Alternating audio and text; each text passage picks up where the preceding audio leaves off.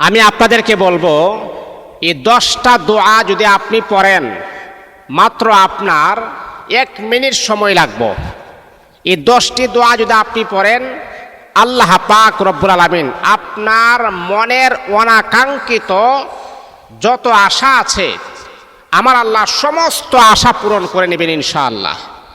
অনেকে বলেন যে হুজুর, জীবনে তো অনেক দোয়া করতেছি, আমাদের দোয়া কেন জানি কবুল হচ্ছে না। হুজুর, কি এমন অন্যায় জানে করতেছি, কি এমন অপরাধ জানে করতেছি, যার কারণে আল্লাহ আমাদের দোয়া কবুল করতেছেন, এটার কারণটা কি? হুজুর, আপনারা যে আমলগুলা দেন, প্রত্যেকটা আমল করি, তারপরও কেন জানি আমি রেজাল্টটা পাচ্ছি না, কারণটা কি? আমি আমার ওই সমস্ত মা এবং বোন, আমার ভাইদেরকে আমি দৃষ্টি আকর্ষণ করি বলে শুনেন, আজকে আমি আপনাদের সামনে 10টা দোয়া নিয়ে আসছি, খুবই ছোট্ট ছোট্ট দোয়া। আপনি দোয়াগুলা যদি পড়েন, মাত্র আপনার 1 মিনিটের ভিতরে আপনি পড়তে পারবেন।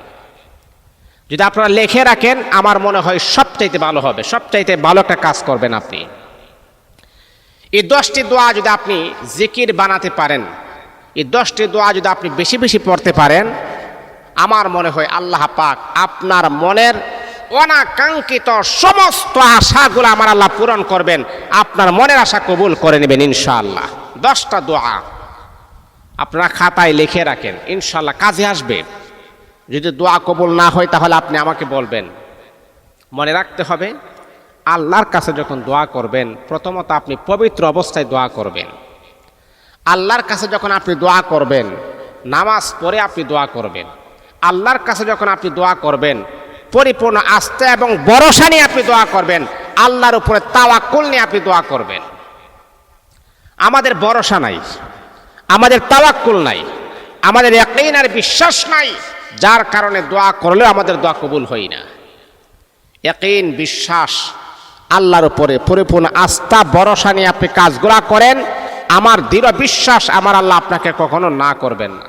1 নাম্বার, আপনি নামাজ পড়ার পরে যাই নামাজে বসে এই দোয়াটা 3টা সময় করতে পারবেন। একটা হলো, কারণ দোয়া করার কিছু নিয়মতান্ত্রিক আছে, যেমন ফজরের নামাজের পরে আপনি পড়বেন, এশারের নামাজের পরে ঘুম যাওয়ার আগে পড়বেন, আরেকটা হলো তাহাজ্জুদের সময়।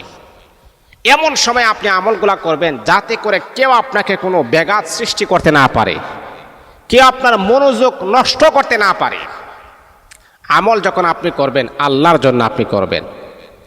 আল্লাহ, তোমার কাছ থেকে একমাত্র শুধুমাত্র বেনিফিট পাওয়ার জন্য আমল করতেছি, দুনিয়ার কোনো মানুষের বেনিফিট পাওয়ার জন্য আমল করি নাই, আল্লাহ তোমার জন্য করতেছি। আল্লাহ,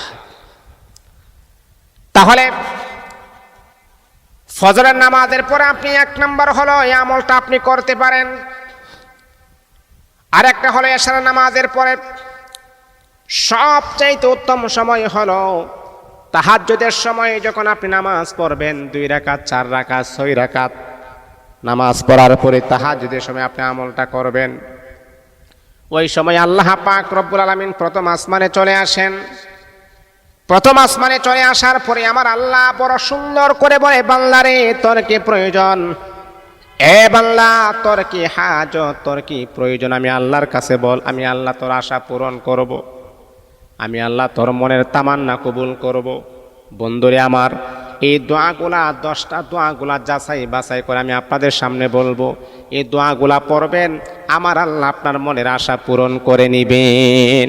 1 নাম্বার হলো আপনি পড়বেন, ইয়া হাইয়্যু ইয়া কাইয়্যুম বিরহমাতিকা আস্তাগীস।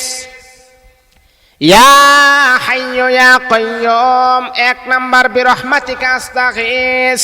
এই দোয়াটা পড়বেন। কতবার পড়বেন? যত বেশি পড়বেন তত বেশি আপনি লাভবান হবেন। এখন আমি বলবো না যে এতবার পড়েন, কারণ এই দোয়াগুলা পরীক্ষিত আমল। এই দোয়াগুলা পড়ে অনেকে রেজাল্ট পেয়েছেন। বাবারে, যেই দোয়া কবুলিয়ত হয়, এই দোয়া যত বেশি পড়বেন তত বেশি আল্লাহ আপনার আশা পূরণ করবেন। এখন আপনি যদি পারেন 100 বার পড়বেন, যদি পারেন আরো বেশি বেশি পড়বেন, যদি পারেন 50 বার পড়বেন। কিন্তু আমি আপনাকে বলবো, যেহেতু কবুলিয়তের দোয়া যত বেশি পড়বেন তত বেশি আল্লাহ আপনার আশা পূরণ করবেন। এই জন্যে ইয়া হাইয়্যু ইয়া কাইয়্যুম বিরহমাতিকা আস্তাগীস, এই দোয়াটা আপনারা পড়বেন।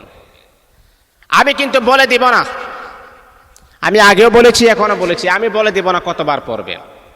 যেহেতু এই দোয়াটা পরে অসংখ্য মানুষ রেজাল্ট পেয়েছেন, এখন আপনি যদি বলেন যে হুজুর আমিও রেজাল্ট পেতে চাই, প্রয়োজনে আমি 100 বার পড়ব, প্রয়োজনে আমি 200 বার পড়ব, আমার রেজাল্টের প্রয়োজন, আল্লাহ যেন আমার আশা পূরণ করে, আল্লাহ তাআলার পছন্দনীয় দোয়া বেশি পড়বেন, বেশি লাভবান হবেন। তাহলে প্রথম নাম্বার হলো আপনি পড়বেন ইয়া হাইয়্যু ইয়া কাইয়্যুম বিরহমাতিকা আস্তাগীস। চোখ বন্ধ করে আল্লাহ পাক রব্বুল আলামিনকে একমাত্র রাজি এবং খুশি করার জন্য, দুনিয়ার কোনো বাহাবা পাওয়ার জন্য নয়। আল্লাহ তুমি তো তোমার বান্দার মনের খবর জানো, আয় আল্লাহ তুমি তো তোমার বান্দার অন্তরের অন্তর্যামী। ইন্নাল্লাহা আলিমুম বিযাতিস সুদূর। আল্লাহ আমার অন্তরের ভিতরে কি আছে তুমি ছাড়া কেউ জানে না। আপনি পড়বেন ইয়া হাইয়্যু ইয়া কাইয়্যুম বিরহমাতিকা আস্তাগীস। 2 নাম্বার হলো আপনি পড়বেন ইয়া যাল জালালি ওয়াল ইকরাম, ইয়া যাল জালালি ওয়াল ইকরাম, ইয়া যাল জালালি ওয়াল ইকরাম। এই দোয়াগুলো আপনি পড়বেন। 3 নাম্বার হলো আপনি পড়বেন জাযাল্লাহু আন্না মুহাম্মাদান মা হুয়া আহলুহু। জাযাল্লাহু আন্না মুহাম্মাদান মা হুয়া আহলুহু, এই দোয়াটা আপনি পড়বেন। বন্ধুরা আমার 4 নাম্বার হলো আপনি পড়বেন আল্লাহুম্মা ইন্নী আসআলুকাল আফিয়া, আল্লাহুম্মা ইন্নী আসআলুকাল আফিয়া। 4 নাম্বার পড়বেন আল্লাহুম্মা ইন্নী আসআলুকাল আফিয়া, এটা পড়বেন। আমি দেখেন কথা না বাড়িয়ে কিন্তু দোয়াগুলা বলছি। 5 নাম্বার আপনি পড়বেন আস্তাগফিরুল্লাহ ইন্নাল্লাহা গফুরুর রহিম, আস্তাগফিরুল্লাহ ইন্নাল্লাহা গফুরুর রহিম, আস্তাগফিরুল্লাহ ইন্নাল্লাহা গফুরুর রহিম। এই দোয়াটা পড়বেন। তারপর আপনি পড়বেন 6 নাম্বার লা হাওলা না লা ইলাহা ইল্লা আনতা সুবহানাকা ইন্নী কুনতু মিনাজ জালিমিন। লা ইলাহা ইল্লা আনতা সুবহানাকা ইন্নী কুনতু মিনাজ জালিমিন। জানেন আপনারা একজন নবী এই দোয়া পড়ে মাছের পেট থেকে আল্লাহ তাকে 40 দিন পরে জীবিত অবস্থায় আবার জমিনে ফিরিয়ে দিয়েছিলেন। জানেন না এটা? দোয়া ইউনুস আলাইহিস সালাতু ওয়াস সালামের দোয়া। একটা মানুষ মাছের পেটের ভিতরে ছিলেন, কোনো অক্সিজেন নাই। আহারি, একটা মানুষকে মাছটা খেয়ে ফেলেছিলেন, এই মাছটাকে আবার আরেকটা মাছ খেয়ে ফেলেছিলেন। তাহলে এই অন্ধকারের ভিতরে আল্লাহ তাআলা 40 দিন তাকে রাখলেন, আবার জীবিত অবস্থায় পয়গম্বর ইউনুসকে আবার জমিনে ফিরিয়ে দিয়েছেন। তিনি হচ্ছেন আমার আল্লাহ। আর এই দোয়াটা পরে আল্লাহ তাকে বিপদ থেকে উদ্ধার করেছিলেন। তাহলে আপনি এই দোয়াটা পড়বেন, আল্লাহ আপনাকেও বিপদ থেকে উদ্ধার করবেন। পারবেন না? ইনশাআল্লাহ।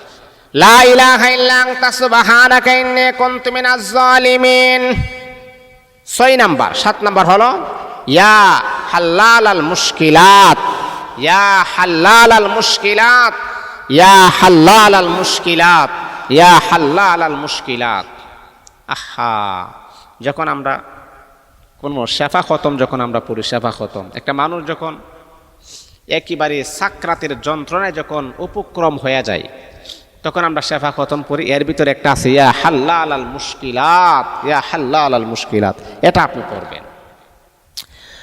8 নাম্বার হলো আলহামদুলিল্লাহি আলা কুল্লি হাল, আলহামদুলিল্লাহি আলা কুল্লি হাল, এটাও আপনি পড়বেন।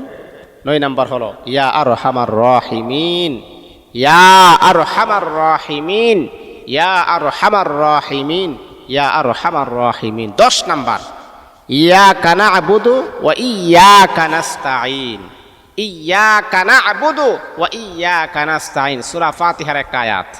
আল্লাহ তোমারই ইবাদত করি, তোমারই সাহায্য চাই। সুবহানাল্লাহি ওয়া বিহামদি। কত সুন্দর দোয়া। এই 10টা দোয়া খুবই চমৎকার।